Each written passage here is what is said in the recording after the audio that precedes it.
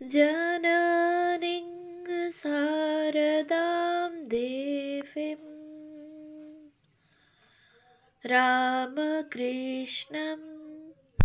जगद्गुरुं पादपद्मे त्वयोश्रित्वा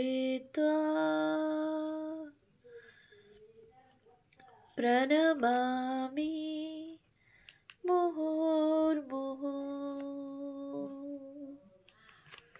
পূজনীয় স্বামী লোকেশ্বরানন্দজির সম্পাদনায় রচিত শতরূপে সারদা গ্রন্থ থেকে পাঠ, পৃষ্ঠা সংখ্যা 375, সহধর্মিণী।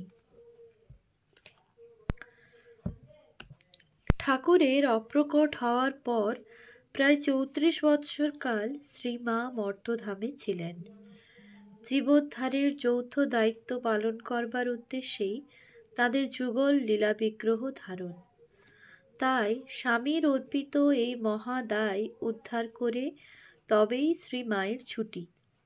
লীলাবসানের শেষ মুহূর্ত পর্যন্ত মায়ের মুখে আশ্বাসপূর্ণ অভয়বাণী, ভয় কি বাবা, সর্বদার তরে জানবে যে ঠাকুর তোমাদের পেছনে রয়েছে, আমি রয়েছি, আমি মা থাকতে ভয় কি, যে যা খুশি করো না কেন, যে যেভাবে খুশি চলো না কেন, ঠাকুরকে শেষকালে আসতেই হবে তোমাদের নিতে। উৎস শ্রী শ্রী মায়ের কথা, প্রথম ভাগ, পৃষ্ঠা 144। এই রূপে তিনি অন্তরে বাহিরে শ্রী রামকৃষ্ণের লীলা পরিপূর্ণ করিতে লাগিলেন।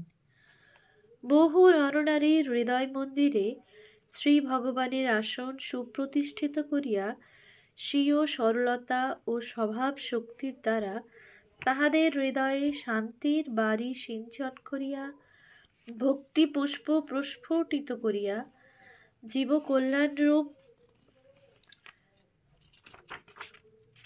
শ্রী রামকৃষ্ণের জীবনব্রত পালন করিতে করিতে 1327 সালের শ্রাবণ মাসে সকলের মা শ্রী শ্রী মা শ্রী রামকৃষ্ণ চরণে মিলিতা হইলেন।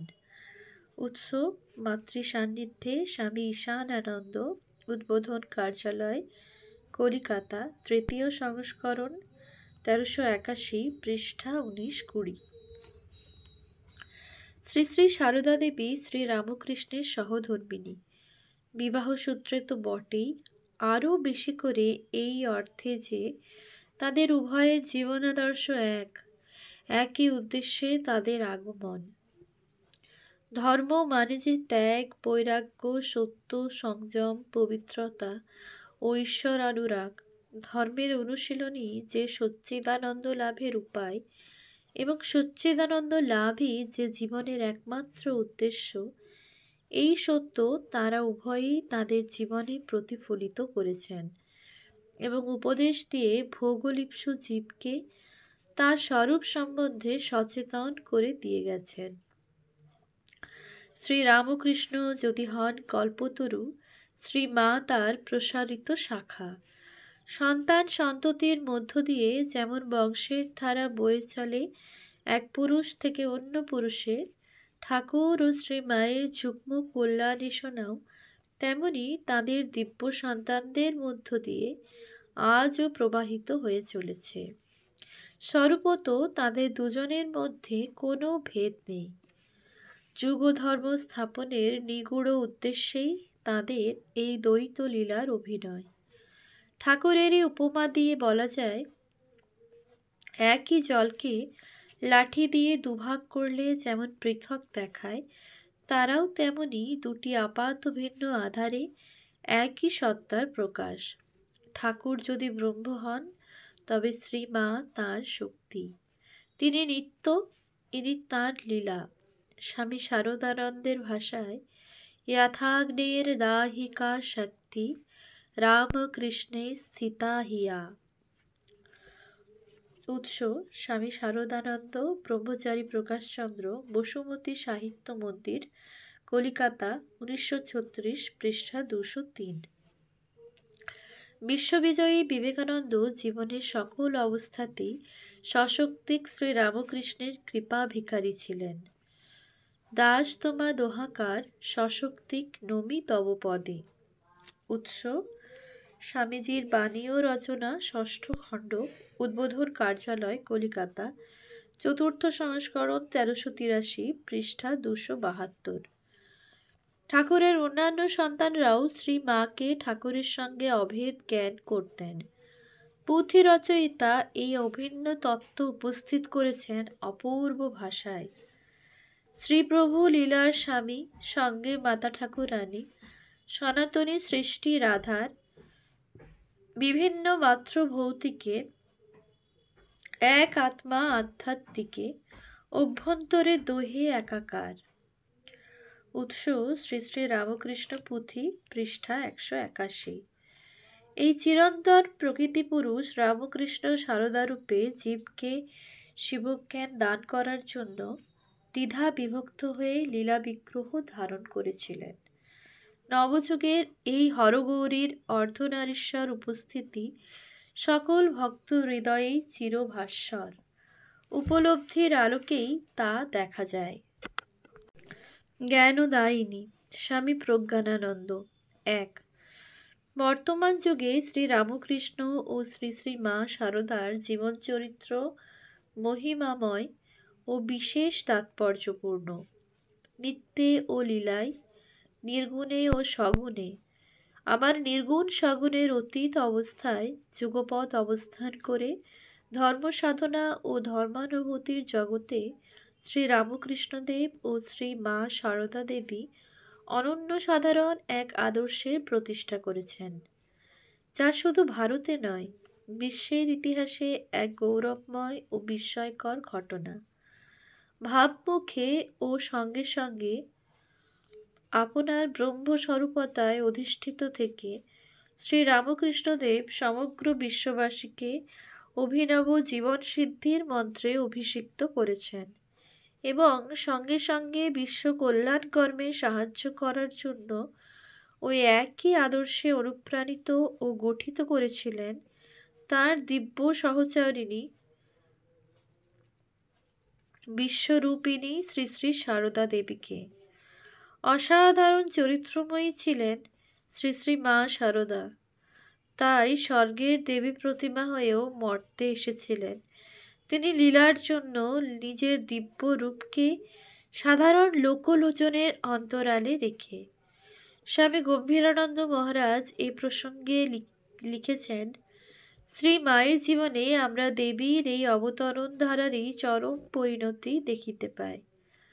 দেবী এখানে সাক্ষাৎ সচলা রক্ত মাংসের দেহ বিশিষ্টা, শ্রী রামকৃষ্ণের পূজিতা ভবতারিণী ও স্বীয় গর্ভধারণীর সহিত অভিন্না শ্রীমা। উৎস শ্রীমা সারদা দেবী, স্বামী গম্ভীরানন্দ, উদ্বোধন কার্যালয়, কলিকাতা, ষষ্ঠ সংস্করণ, 1384, পৃষ্ঠা 131। তাই শ্রী মার জীবন চরিত্র লক্ষ্য করলে স্বীকার করতে হয় যে মানবীয় স্নেহ মমতা ও সন্তান বাৎসল্যের ভাবকে গ্রহণ করে তার মর্তে আবির্ভাব যেমন অপরূপ ও সার্থক, তেমনি জ্ঞানদায়িনী দেবী রূপে তার প্রকাশও গভীরভাবে অনুশীলন ও উপলব্ধি করার বিষয়।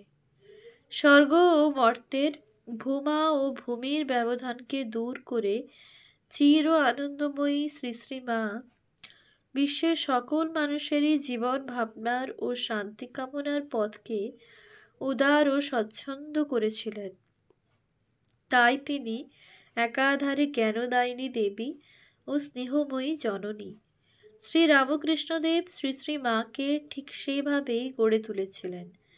তাই শ্রী শ্রী মা ছিলেন শ্রী রামকৃষ্ণের অভূতপূর্ব ও অনন্য সাধারণ এক সৃষ্টি। শ্রী শ্রী মার মধ্যে মহামহিমময়ী ভগবতী ভাবের পূর্ণ প্রকাশ লক্ষ্য করেই শ্রী রামকৃষ্ণদেব গোলাপ মাকে একদিন বলেছিলেন, ও সারদা সরস্বতী, জ্ঞান দিতে এসেছে, রূপ থাকলে পাছে অশুদ্ধ মনে দেখে লোকের অকল্যাণ হয়, তাই এবার রূপ ঢেকে এসেছে। উৎস শ্রী শ্রী মায়ের কথা, প্রথম ভাগ, উদ্বোধন কার্যালয়, কলিকাতা, দ্বাদশ সংস্করণ, 1387, পৃষ্ঠা 90 পাদটিকা। শ্রী রামকৃষ্ণের অন্যতম অন্তরঙ্গ পার্ষদ স্বামী অভেদানন্দ তার শ্রী শ্রী সারদা দেবী স্তোত্রে লিখেছেন, লজ্জা পটাবৃতে নিত্যাং সারদে জ্ঞানদায়িকে। লীলাময়ী শ্রী শ্রীমার মাধুর্যময়ী মহিমা, অপার্থিব চরিত্র সাধারণ মানুষের কাছে দুর্গেয়, তবে ভক্ত ও জ্ঞানসেবীর দৃষ্টিতে তা একেবারে অজ্ঞাত নয়। ভক্তকবি গিরিশচন্দ্রের কথাই এখানে উল্লেখ করি। গিরিশচন্দ্র ঘোষ একদিন শ্রী শ্রী মা সম্পর্কে উচ্ছ্বসিত প্রাণে বলেছিলেন, ভগবান ঠিক আমাদেরই মতো মানুষ হয়ে জন্মান, এটা বিশ্বাস করা মানুষের পক্ষে শক্ত।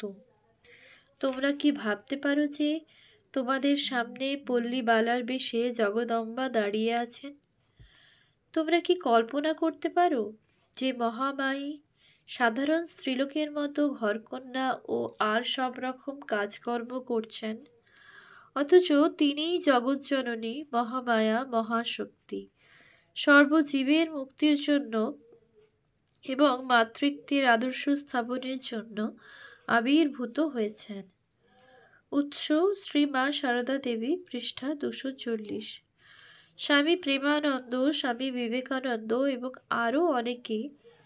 আরও অনেক শ্রী রামকৃষ্ণের অন্তরঙ্গ পার্ষদ শ্রী শ্রী মার সম্বন্ধে এ ধরনের মন্তব্য করেছিলেন, যা থেকে নিঃসংশয়ে বলা যায় যে অমরার মুক্তিময়ী দেবী বিশ্বের সকলের মুক্তি ও শান্তি বিধানের জন্য পৃথিবীতে নররূপে জন্মগ্রহণ করেছিলেন।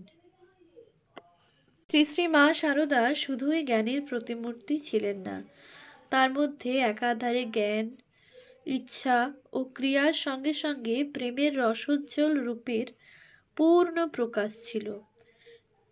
তিনি স্বরূপে অখণ্ড ও অদ্বিতীয়, কিন্তু লীলার জন্য বিভিন্ন সময়ে বিভিন্ন ক্ষেত্রে ও পরিবেশে বিচিত্র রূপে ও ভাবে নিজেকে তিনি প্রকাশ করেছিলেন। তাই দেখি যে কখনো স্নেহময়ী জননী রূপে, কখনো জ্ঞানদায়িনী আচার্য রূপে, কখনো সন্তাপহারিণী শান্তিদায়িনী রূপে, আবার কখনো বা অন্যায় অত্যাচারের বিরুদ্ধে রুদ্রাণী ও সংহারিণী মূর্তিতে শ্রী শ্রী মা নিজেকে প্রকাশ করতেন। তাই সুখে দুঃখে, সম্পদে বিপদে এবং বিভিন্ন সময়ে ও ক্ষেত্রে শ্রী শ্রী মা সারদার প্রকৃতিতে ও কর্মে রূপভেদ ও ভাবভেদের প্রকাশ দেখা যেত। স্বামী গম্ভীরানন্দ শ্রী শ্রী মার চরিত্রের অপরূপতা ও জ্ঞান শিক্ষাদানের ক্ষেত্রে বিচিত্র বিকাশের প্রসঙ্গ উল্লেখ করেছেন। এই অখণ্ড শক্তিকে প্রকৃতপক্ষে বিশ্লেষণ করা চলে না, কারণ আমাদের সসীম বুদ্ধি অসীমকে ধরিতে পারে না। আমাদের ধারণা শক্তির অক্ষমতাবশত আমরা শ্রী মাকে জননী, গুরু, দেবী ইত্যাদির অন্যতম রূপে ভাবিতে চেষ্টা করি, কিন্তু একটু চিন্তা করিলেই বুঝিতে পারি যে এই লোকাতীত জীবনে গুরু, দেবী ও মাতা এই ত্রিবিধ রূপই অঙ্গাঙ্গিভাবে সংশ্লিষ্ট। যখনই আমরা তাহাকে জননী রূপে পাই, তখনই আমাদের সম্মুখে ফুটিয়া উঠে তাহার অমোঘ জ্ঞানদায়িনী শক্তি। যখনই তাহাকে দেখিতে চাই গুরু রূপে, তখনই তিনি মাতৃরূপে আমাদিগকে ক্রোড়ে টানিয়া লন। আবার গুরু ও জননী রূপে তাহাকে ধরিতে গিয়া দেখি তিনি সমস্তের ঊর্ধ্বে দেবী রূপে স্বমহিমায় প্রতিষ্ঠিত। উৎস শ্রীমা সারদা দেবী, পৃষ্ঠা 425-26। জ্ঞানদায়িনী সারদার অনুধ্যানকালে তার এই আপাত বিভিন্ন অথচ স্বরূপত অভিন্ন ত্রিবিধ রূপের কথাই আমাদের মনে রাখতে হবে। ওম শান্তি শান্তি শান্তি। হরি ওম তৎসৎ। श्रीरामकृष्णार्पणमस्तु।